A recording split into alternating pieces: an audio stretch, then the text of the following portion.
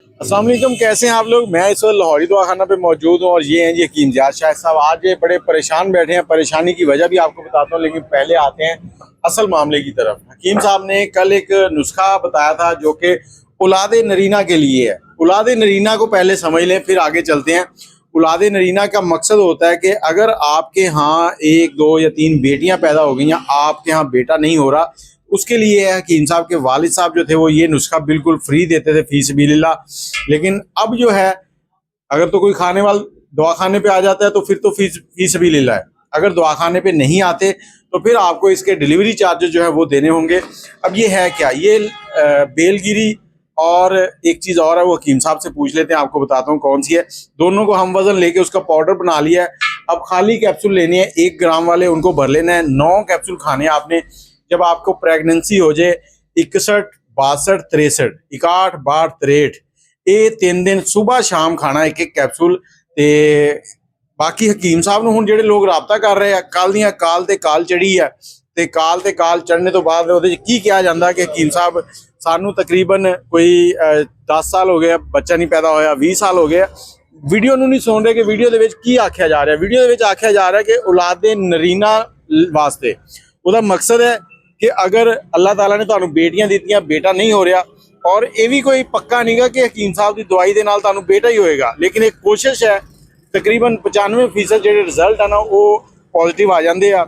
इंशाअल्लाह तुहानू बेटा होएगा, लेकिन राबता तुसीं हकीम साहब नाल कर लो। हकीम साहब दवाइयां के नाम जरा दसना। इधर भी कॉल ही चल रही है जी। हकीम साहब सवेर दे अज दुकान दे विच भी नहीं गए, इत्थे ही बैठे आ, कालां सुन रहे आ ते बस यही काम चल रहा। 1 मिनट वेट करो, तुहानू दोनों के नाम ही दस दें किहड़ियां शावां। एक तो बेलगिरी आ, दूसरा जिहड़ा वो बदारी कंद मेरे ख्याल।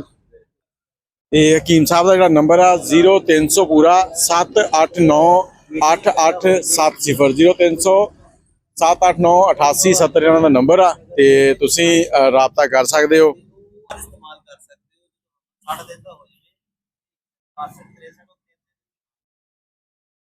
अच्छा हकीम साहब, ਜਿਹੜੀਆਂ ਦੋਨੋਂ ਚੀਜ਼ਾਂ ਜੜੀ ਬੂਟੀਆਂ ਤੁਸੀਂ ਦੱਸੀਆਂ ਸੀ ਉਹਨਾਂ ਦੇ ਨਾਂ ਦੱਸਣਾ ਜ਼ਰਾ। सर बदारी कंद ते बेलगिरी ये तुहानू ना पंसारी तो 50 रुपए ਦੀਆਂ ਦੋਨੋਂ ਚੀਜ਼ਾਂ ਮਿਲ ਜਾਣੀਆਂ। 5 ਗ੍ਰਾਮ ਲੈਣ ਤੇ 10 यार 10-10 ग्राम की 20 ग्राम ले लैन। 20 ग्राम लैके ਉਹਦਾ ਪਾਊਡਰ ਕਰ ਲੈਣ ਤੇ 9 ग्राम ਵਿੱਚੋਂ ਕੱਢ ਲੈਣ। 9 ਪੁੜੀਆਂ ਬਣਾ ਲਓ ਤੇ ਇੱਕ ਪੁੜੀ ਸਵੇਰੇ, ਇੱਕ ਦੁਪਹਿਰ, ਇੱਕ ਸ਼ਾਮ। ਲੇਕਿਨ ਉਹਨਾਂ ਵਾਸਤੇ, ਮਾਈਆਂ ਵਾਸਤੇ ਹੁਣ ਬੰਦੇ ਮੈਸੇਜ ਪਤਾ ਕੀ ਕਰ ਰਿਹਾ, ਹਕੀਮ ਸਾਹਿਬ ਮਰਦ ਵੀ ਖਾ ਸਕਦੇ ਹੋ। ਯਾਰ ਤੁਹਾਨੂੰ ਪ੍ਰੈਗਨੈਂਸੀ ਥੋੜਾ ਹੋਈ ਹੈ। ਉਹ ਭਾਈ ਮਾਈਆਂ ਨੂੰ ਹੁੰਦੀ ਆ, ਉਹਨਾਂ ਨੇ ਖਾਣੀ ਆ ਤੇ 60 ਦਿਨ ਜਦੋਂ ਲੰਘ ਜਾਣ। ਮੈਂ ਨਾ ਇਸ ਟਾਈਮ ਬੜਾ ਅਜੀਬੋ ਗਰੀਬ ਹਾਲਤ 'ਚ ਬੈਠਾ।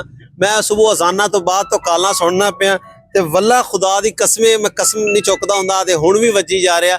ਕੋਈ 1 ਸੈਕਿੰਡ ਮੈਨੂੰ ਨਹੀਂ ਲੱਭਿਆ ਜਿਹੜਾ ਮੈਂ ਕਾਲ ਨਾ ਚੁੱਕੇ ਵੇ। ਤੇ ਇਹ ਅਖਲਾਕੀ ਫਰਜ਼ ਬਣ ਜਾਂਦਾ ਬੰਦੇ ਦਾ ਕਿ ਇੱਕ ਬੰਦਾ ਤੁਹਾਨੂੰ ਕਾਲ ਕਰ ਰਿਹਾ। ਉਹ ਹੁਣ ਤਾਲਾ ਭਾਈ ਆ ਜਿਹੜੇ ਕਾਲ ਕਰ ਰਹੇ ਆ। ਤੇ ਸਰ ਮਿਹਰਬਾਨੀ ਕਰੋ, ਵੀਡੀਓ ਪੂਰੀ ਵੇਖਿਆ ਕਰੋ, ਸਮਝਿਆ ਕਰੋ, ਥੋੜਾ ਜਿਹਾ ਦਿਮਾਗ ਵੀ ਲਾਇਆ ਕਰੋ। औलाद नरीना का मतलब हुंदा कि बेटा पैदा होना, ठीक है। अगर बेटियां पैदा हो रही हैं तो मेहरबानी करके ना वीडियो पूरी वेख लिया करो।